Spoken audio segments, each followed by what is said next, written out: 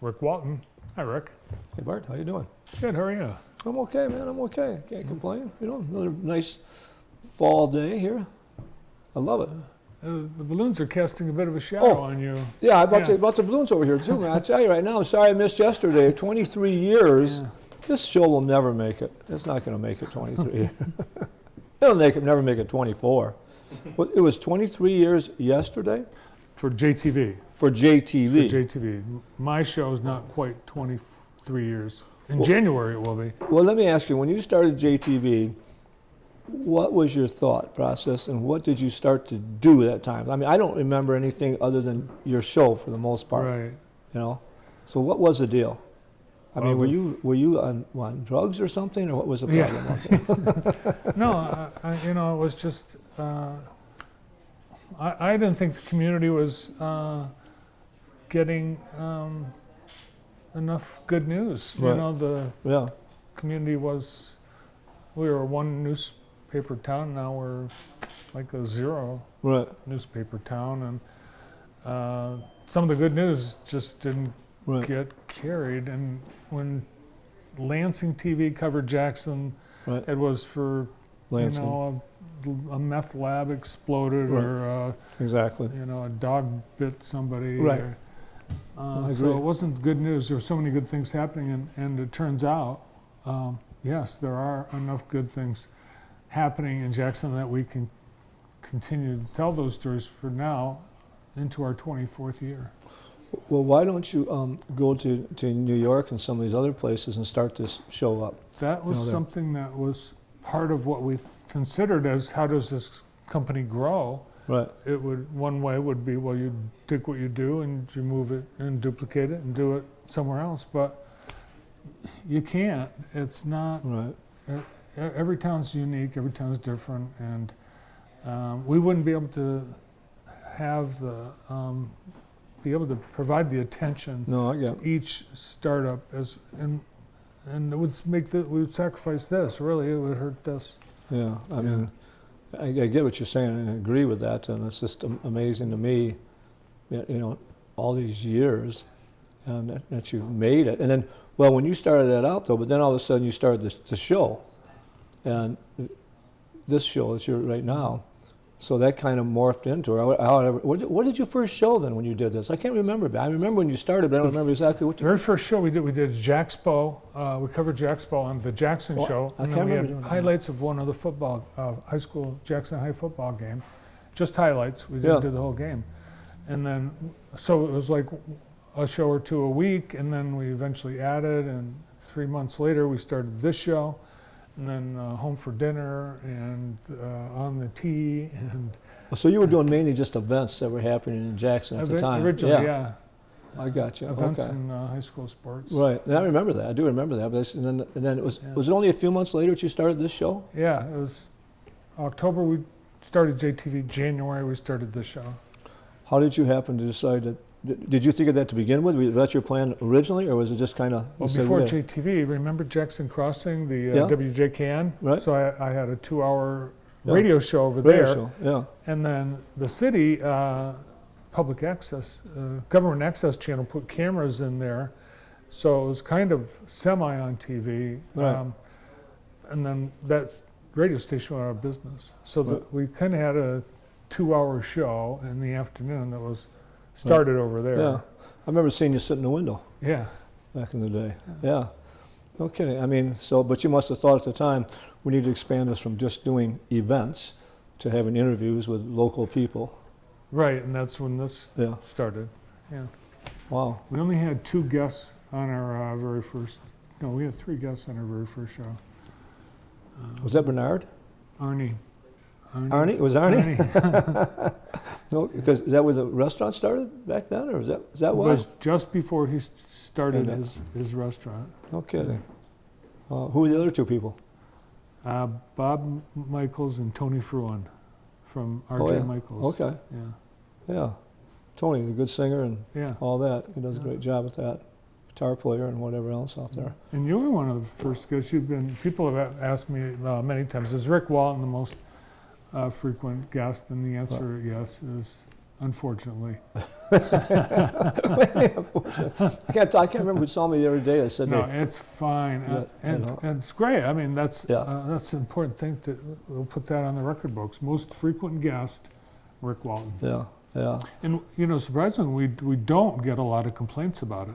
That is surprising. I haven't gotten too political lately. I was a lot.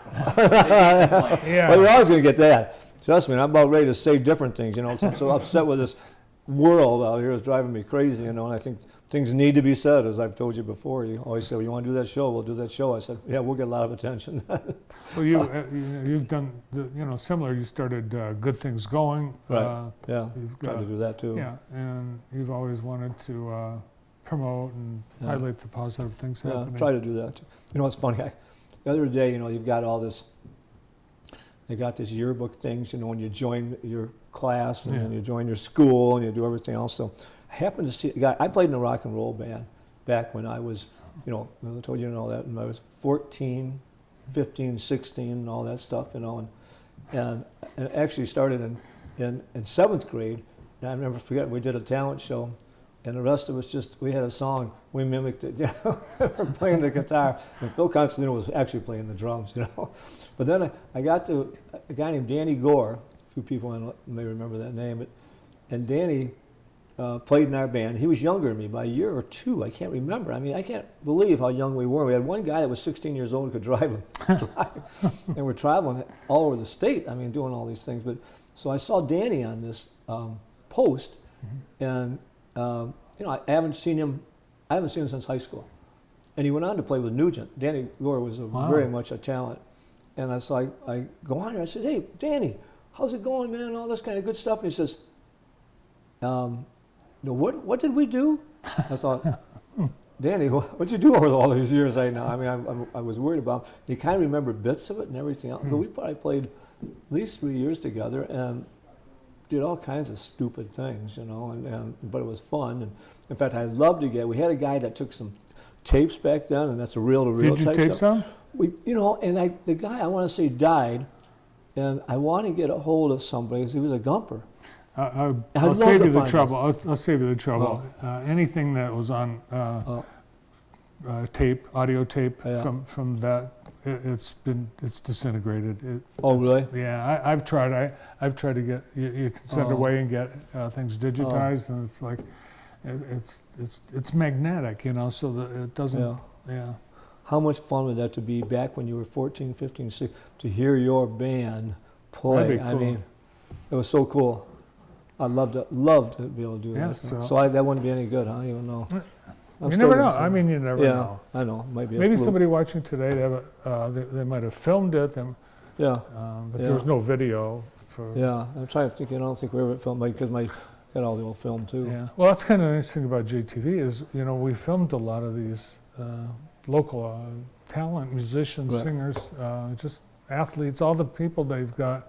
It's preserved for forever. Yeah. Really. Oh, nowadays, yeah. It's forever. Is right. So, but that would just be.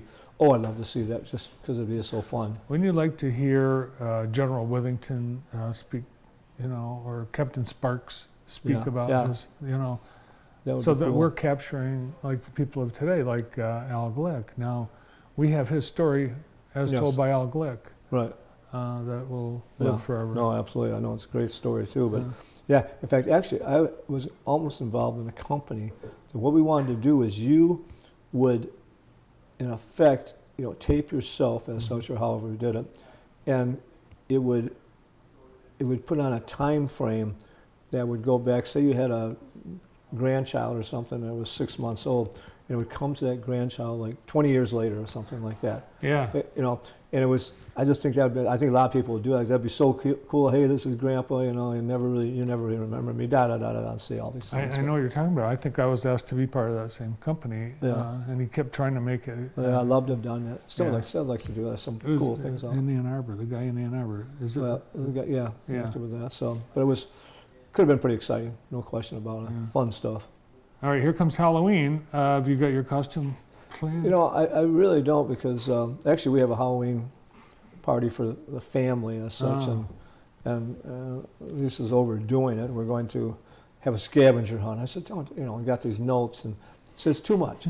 And she's really good at doing games. Let's just do some dumb games. In fact, I think we're going to have a pie eating contest with some of the kids. That'll be fun to see. Those kids will have a good time on that. That's what I need to do. I need to go to the dollar store and buy some cheap tarps so I can just, once they get this crap all over the place, throw them away. I got to do that on the way home. But yeah, so that's our big Halloween. Of course, Halloween's next Tuesday, isn't it? Right. Yeah. It's I like Halloween. What's that? Snow showers are predicted. Snow showers for Tuesday. Well, at least Friday night football games will be not snow showers. It's supposed to be okay right now, about 72 or something. Or I don't know about that. Oh, yeah. Today and tomorrow is going to be nice. Be nice? Yeah. I need Sunday, too, because we're going to be outside a little bit for the scavenger hunt. That looks a little iffy. Friday night, we're live at Western. Your grandson. Oh, you'll be there? Okay, live good. on JTV Good. Friday night. And I think they're only going to be able to use that field once because it's going to come apart. Well, that's the other sad thing about it. Then they'll help. Hopefully they'll win and go on to Jackson High, because I think they'll get another home. Well, the problem with Jackson High is they shut it down for the year, and the water and everything. You're kidding. Plus the scoreboard. It requires... Right. Well, I know somebody that can take care of the scoreboard.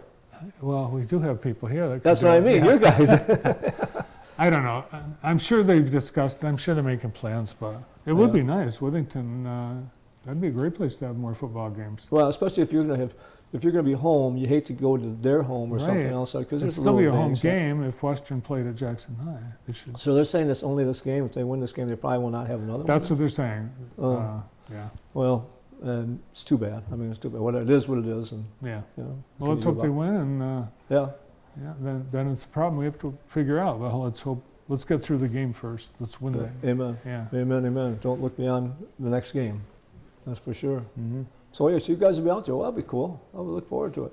A lot of people are talking about Western having good chance to make it all the way to Ford Field. They got a chance. I mean, like a lot of people though, but they've got the talent, and if they can, the ball bounces right a couple different times, and they keep it. I mean, the cool thing about the team, I think the kids all like each other. There isn't any real controversy amongst kids, and they got some very talented players in there, and they've got just a good team overall. It's pretty solid. Pretty solid. Well, I'm sure you'll be at that game. What else you got going this weekend? Well, that's where then Sunday we're doing the big party. Yeah, the big party there, and so Saturday we'll be doing some different things to get ready for it, because we can't ever do anything under the norm. You know, we have to take it to the air.